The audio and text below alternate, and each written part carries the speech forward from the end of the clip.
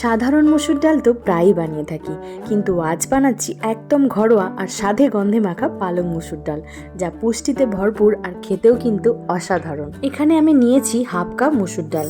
ডালকে প্রথমে কয়েকবার জল পাল্টে খুব ভালোভাবে ধুয়ে নিয়েছি।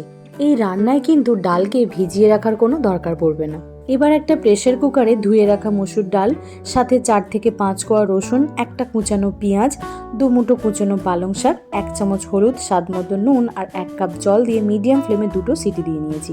কুকারের ঢাকনা কিন্তু সঙ্গে সঙ্গে খুলিনি, প্রেসার নিজে থেকে রিলিজ হওয়া অবধি অপেক্ষা করব। শাক আর ডাল খুব ভালোভাবে সিদ্ধ হয়ে গেছে, খুব বেশি গলিয়ে কিন্তু সিদ্ধ এখানে করিনি। এবার কড়াইতে কিছুটা সর্ষের তেল দিয়ে তাতে 5 ফোড়ন আর 2টো শুকনো লঙ্কাকে খুব ভালোভাবে ভেজে নিয়ে দিয়েছি একটা কুচানো পেঁয়াজ একটু ভেজে নিয়ে দিয়েছি 5 থেকে 6টা রসুনের কোয়া। এটাকে একদম ছোট ছোট করে কেটে নিয়েছি।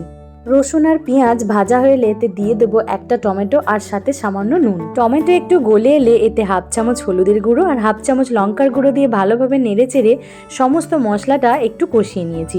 এবার এতে সিদ্ধ করা পালং শাক আর ডালটা অ্যাড করে ভালোভাবে মিশিয়ে নিয়ে 3 থেকে 4 মিনিট ফুটতে দেবো।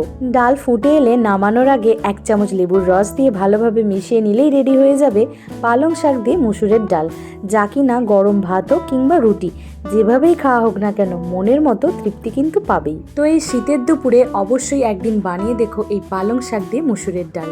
আর রেসিপিটা কেমন লাগলো আমাকে অবশ্যই কমেন্টে জানিও। আবার দেখা হবে অন্য কোনো রেসিপি নিয়ে। আজকের জন্য এটুকুই, টাটা।